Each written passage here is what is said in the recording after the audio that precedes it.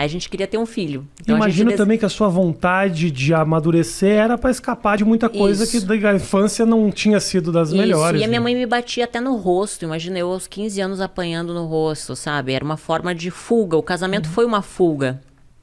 E aí eu me casei achando assim, bom, agora eu vou ter minha casa, vou ter minha família, né? Vou ter o meu filho, vai ser para sempre. Só que quando eu me casei, eu era uma criança. Então, eu morava com a minha sogra e foi maravilhoso. Aos 21 anos, quando a gente foi morar sozinho, eu e ele, a gente comprou um apartamento, eu me vi uma criança cuidando de outra criança, mimada, porque a minha sogra me mimava, eu não sabia cuidar da casa. Então, eu brigava por causa de um copo de água na pia, uma toalha em cima da cama, sabe? Então, nosso casamento virou um inferno, porque eu não sabia ser uma boa esposa, eu não sabia.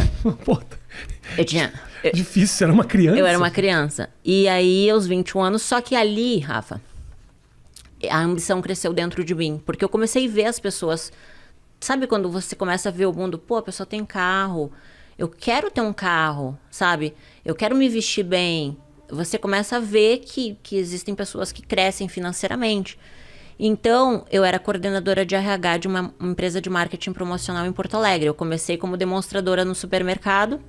E como eu sempre fui muito comunicativa e feliz, assim, sabe? A empresa que eu trabalhava me contratou como recepcionista, depois auxiliar do RH e depois coordenação do RH, mesmo sem faculdade.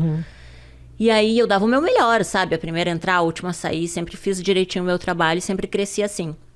Aí com 21 anos, meu casamento acabou e aí eu me vi cheia de conta para pagar.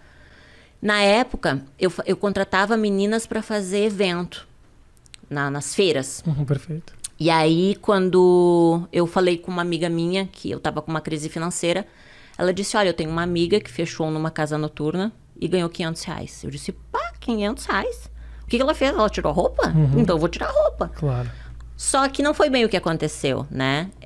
Eu entrei... Eu não queria te interromper, essa história, ela tá muito bem contada, essa história, mas eu tenho um momento que a gente estava conversando, antes da gente trabalho na noite, que foi esse momento, teve um momento aqui que a gente estava conversando que você se emocionou, que foi quando você falou do começo dessa relação lá atrás. Por que especificamente esse ponto é um ponto muito sensível para você? Desculpa te interromper. Na verdade, assim, quando mexe muito na infância, é muito difícil, né, Rafa? Porque... eu acho que tantos problemas no nosso futuro são evitados quando você tem uma base, entende? Só que não adianta ficar buscando culpados, porque eu digo assim, ó, ninguém nasce mal, as pessoas se tornam más, né? Um bebezinho não nasce um bandido, ele se torna um. Pelo meio que ele vive, pelas escolhas, né, que ele faz. Com 21 anos, eu escolhi me prostituir. Aos 15, não eram as minhas escolhas, entende? Eu vivi o que o meio tinha para me oferecer. Então, falar disso não é escolher, porque eu escolho as coisas ruins, eu vou colher as coisas ruins. Mas você já nascer no meio de coisas ruins é muito difícil. Claro. Então, falar disso é bem difícil, sabe?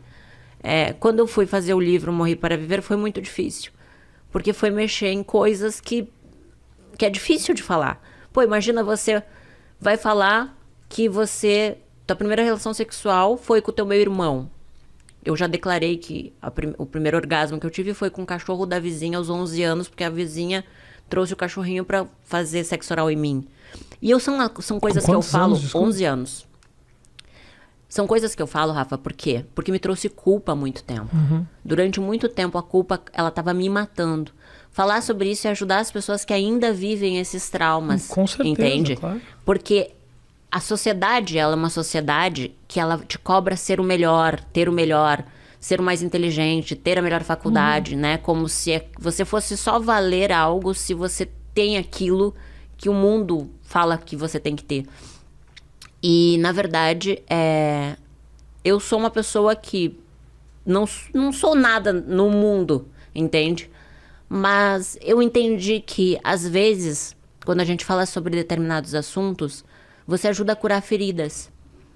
Quando você fala o que você sofreu, você tira um peso de dentro de você, você tira uma pedra que muitas vezes te leva à depressão. E você escondeu essas histórias durante muito tempo? Escondei durante muito tempo.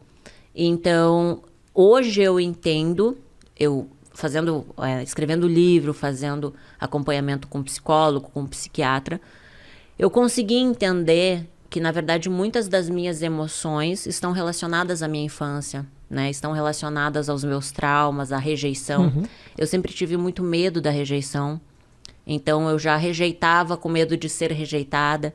Eu não conseguia ter relacionamentos duradouros com homens, porque eu fui abusada sexualmente, então eu não conseguia confiar em homem.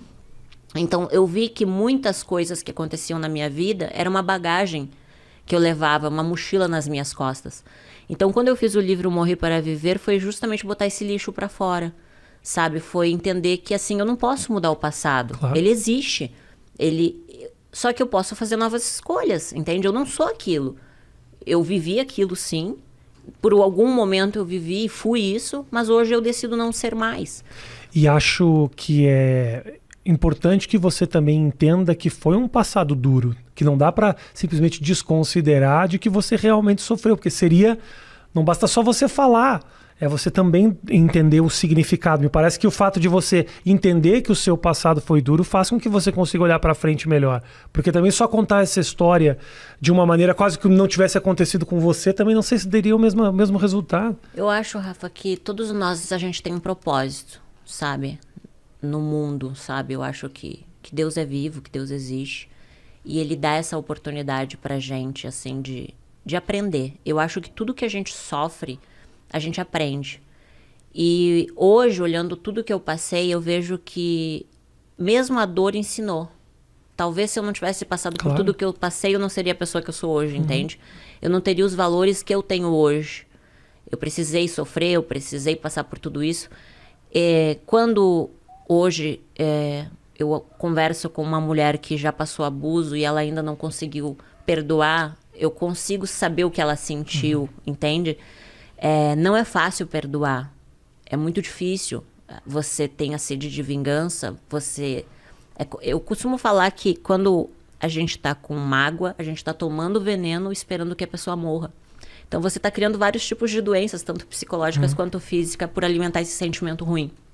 Todo pensamento negativo torna com que o teu corpo crie uma reação e aquilo vai fazer mal pro teu corpo, pra tua mente, pra tua vida trava.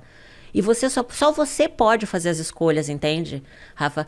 Você pode aceitar ou não, você tem que escolher. Todos os dias você vai plantar algo e a semente, ela não vai dar um fruto naquele dia. Talvez você vai colher daqui 10, 15, 20 anos aquilo que você plantou. Claro.